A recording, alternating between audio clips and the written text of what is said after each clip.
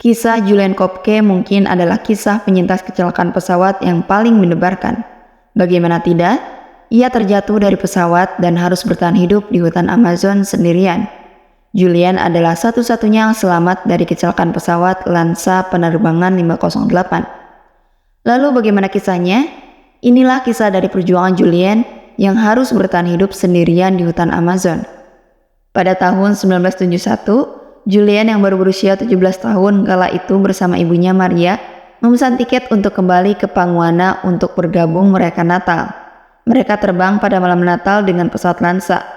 Ayah Julian tahu pesawat itu memiliki reputasi buruk dan sebelumnya sudah memperingati untuk menghindari maskapai tersebut.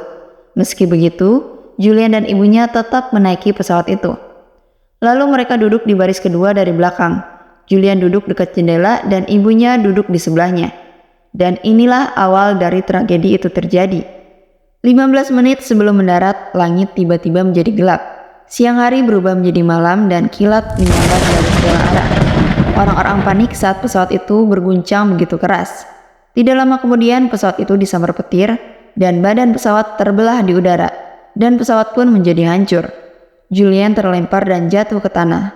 Dia masih terikat di kursi pesawat ketika dia jatuh. Julian penuh luka, tulang kaki dan tangannya patah. Meski begitu, dia masih bisa bernafas.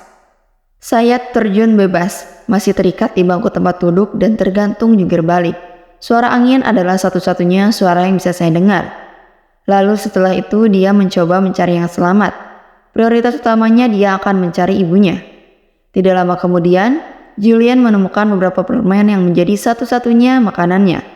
Lalu dia kemudian menemukan ibunya yang awalnya selamat dari kecelakaan itu namun pada akhirnya meninggal karena luka berat. Setelah itu Julian terus berjuang agar bisa selamat dan keluar dari hutan Amazon. Dia menemukan aliran sungai kecil. Dia mengarungi aliran air itu. Dengan mengandalkan prinsip bertahan hidup yang diajarkan ayahnya, dia tahu itu jalur yang paling aman dengan berharap akan menemukan pemukiman atau orang lain. Dan dia terus menelusuri aliran air itu. Ini ceritanya langsung hari keempat dan ke-10 setelah kecelakaan ya.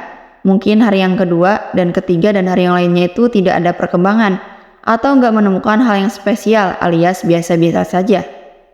Dan inilah kisah di hari keempat. Julian mendengar suara burung hering yang membuatnya terkejut. Ia tahu betul ketika ada burung hering atau burung pemakan bangkai, berarti ada bangkai di dekatnya atau ada mayat. Dan benar saja instingnya, di sebuah belokan sungai, Julian menemukan sebuah bangku dengan 3 penumpang yang menabrak tanah dengan posisi kepala di bawah. Ih, ngeri ya. Lalu pada hari ke-10-nya, Julian semakin melemah karena dia tidak makan dan terpapar dinginnya hujan hutan Amazon.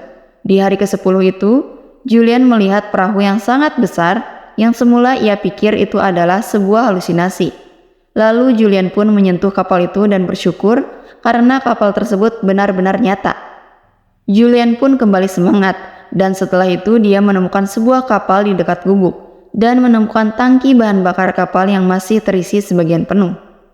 Bensin yang ada akan ia gunakan untuk mengguyur luka yang sudah ditumbuhi belatung.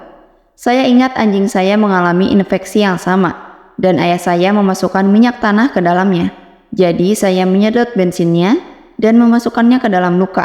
Saya mengeluarkan sekitar 30 belatung dan saya sangat bangga dengan diri saya sendiri.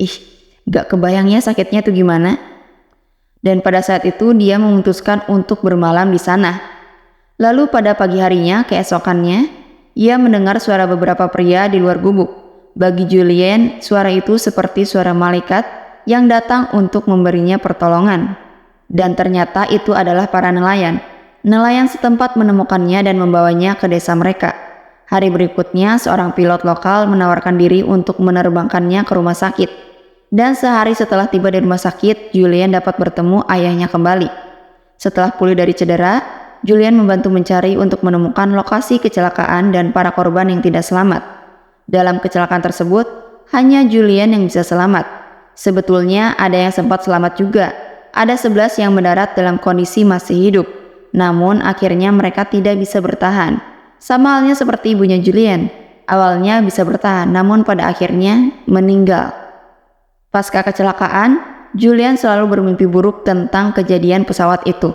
Dan tentu saja dia sangat sedih karena kepergian ibunya dan orang-orang yang tidak selamat. Dia juga selalu berpikir dan bertanya-tanya, mengapa hanya saya satu-satunya yang selamat? Kisah Julian ini banyak diabadikan dalam buku dan film dokumenter loh. Kalian bisa cari di Google ya filmnya, aku lupa judulnya. Kalau kalian jadi Julian, apa yang akan kalian lakukan? Sudah jatuh dari pesawat, jatuhnya di hutan Amazon pula. Ih, gak kebayang, merinding dan takutnya tuh gimana ya sendirian di hutan yang gelap. Oke guys, terima kasih yang udah nonton. Jangan lupa klik subscribe dan sampai jumpa di video selanjutnya. Bye-bye.